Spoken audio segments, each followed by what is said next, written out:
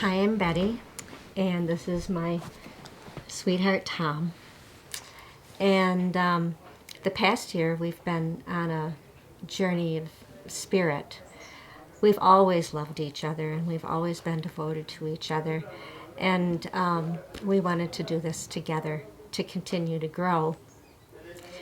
And we've been listening to spiritual leaders, but felt like we needed something more.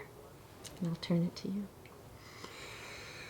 Well, my intention coming, as I thought at the time, was I believe that our consciousness transcends time and space.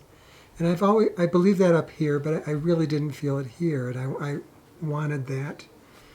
The second intention was to forgive myself for some of the things I've done in the past. I'd made a lot of progress there, but felt like there was still more to do.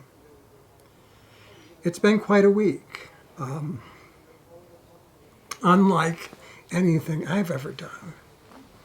And there have been difficult moments. But Mother Ayahuasca addressed both my intentions. The first one, she did show me who we are at our core, at our essence. The spirit that we can't see, feel, or touch. And the second answer I got was that I had forgiven myself, but I had been carrying the hurt of other people, and that I needed to let that go. That Mother Ayahuasca wants all her children to be happy, and she knows that many people are not. But that shouldn't keep Betty and I from being the happiest we could ever be. My intention in coming was to try to be freed of some fears. And I've carried a lot of guilt with me in the past, and I wanted to be released from guilt. And those were the two intentions that I came with.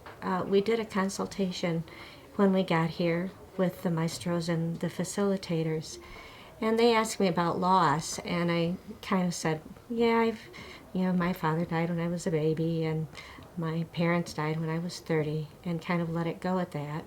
And at the time, that didn't seem to me like it was I felt like I dealt with it, but I came to find out through the ceremonies, the ayahuasca ceremony, but also some of the others, the meditation and the sweat lodge ceremony, that I felt deeply left by my father when he was killed, and by my mom and my stepfather when they were killed in car accidents. And I had no clue, but that was revealed to me. And Mother Ayahuasca and the sweat lodge and the rape, which is another ceremony that you can do, is that they've never left me. They're still with me. And I had some very personal, deep moments of my father, whom I don't remember at all, picking me up and wrapping me in a blanket and being with me. And I'm so grateful for that. I also learned in the first ceremony that, and I thought I had dealt with this too, feeling like I wasn't good enough. But in the first ceremony, I realized I was good enough. That was the message that came. The second ceremony, the message that came is, yes, you're released from guilt. And then the Sapo ceremony was pretty wild. And it was pretty scary at first. But as I was coming out of it, the joy was tremendous. And something that had happened in the sweat lodge, I felt music as my ground.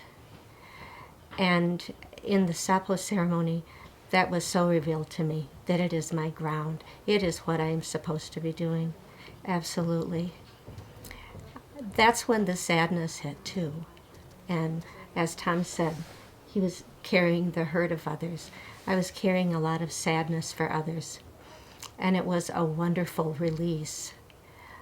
It wasn't completely released in the Sapo ceremony, but it sure was in the final ayahuasca ceremony. And that's the journey we're on. I feel stronger. I feel braver. I feel my husband, whom I've always loved, I feel even closer to and more united with. So, what do you want to add, honey? If you're considering coming to the retreat, something led you to that. Something inside you is leading you to look into it. I would say listen to that voice and just follow it and schedule your time.